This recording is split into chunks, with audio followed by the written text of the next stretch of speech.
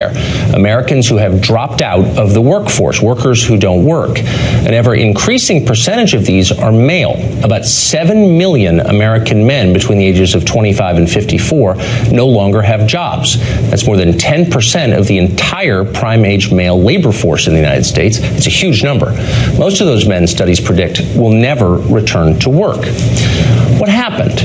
Well, some of the causes are well known. Competition from foreign manufacturers crushed our country's industrial sector. China's entry into the WTO alone destroyed more than 2 million American jobs. Automation is killing many more. A disproportionate number of these jobs are in traditionally male industries, manufacturing, agriculture, logging. A 2016 McKinsey report found that, quote, 90% of what welders, cutters, solderers, and brazers do could be replaced by robots, and soon.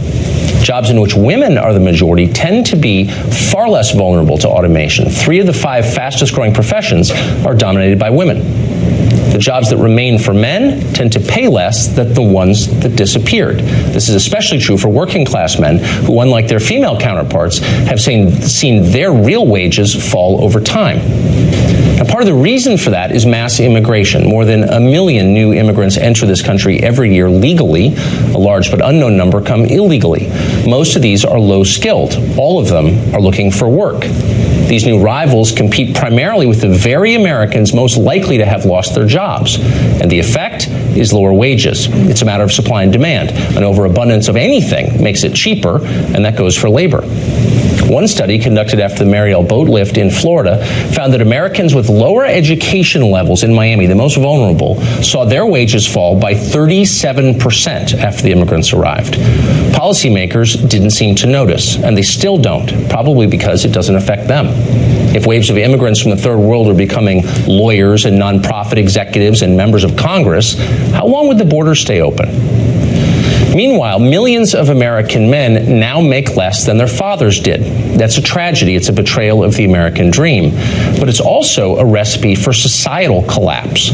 When men's wages decline, families fall apart. This fact is well known to researchers. It's been the subject of many studies over decades with consistent results. And yet it's rarely noted in public. Here's some of what we know. One well-regarded study released last year found that when men's wages fell relative to women's, families didn't form. According to the authors, a falling male wage reduced, quote, the attractiveness of men as potential spouses, thus reducing fertility and especially marriage rates. Researchers also noted a dramatic increase in out-of-wedlock births when men made less. In the words of one of the authors, an economics professor at MIT, quote, we see a decline in fertility, a decline in marriage, but a rise in the fraction of births that are disadvantaged. As a consequence, the kids are living in pretty tough circumstances. Numerous academic studies have reached the very same conclusion. Research from 2015 found that, quote, when a randomly chosen woman becomes more likely to earn more than a randomly chosen man, marriage rates decline. Those who do marry report being less satisfied and are more likely to divorce. Low male wages are a driving force in family dissolution, and that's why affluent neighborhoods in which men make more have a higher proportion of married couples and fewer divorces. The opposite is also true, and that leads to a cascade of social problems, which over time become a disaster. Men who make lower wages marry less and father more children out of wedlock. These children growing up without fathers tend to make lower wages themselves in later life. For decades, this was a universally recognized pattern in inner cities, the cycle of poverty. Much was written about it. Now the same destructive vortex is common in rural America. The cause isn't culture, that's what we thought. No, in both cases the cause is the same, a lack of well-paying jobs for men. What's striking is how little notice these facts get from our policymakers. Their overriding aim is to raise women's wages to parity or above men's. There's nothing inherently wrong with that, but these are complex questions with numerous and profound unintended consequences, so they deserve a vigorous public debate. It's notable that most women, the very population on whose behalf these policies are supposedly devised, strongly prefer to marry men who make more than they do.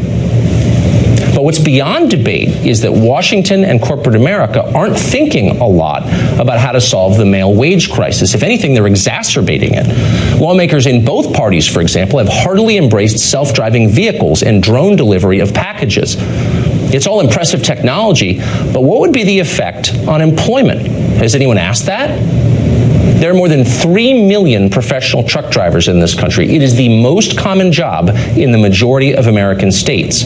More than 90% of drivers are men. Thanks to technology, many of these men are about to lose their jobs. That's a lot of unemployed Americans. That's a lot of broken families.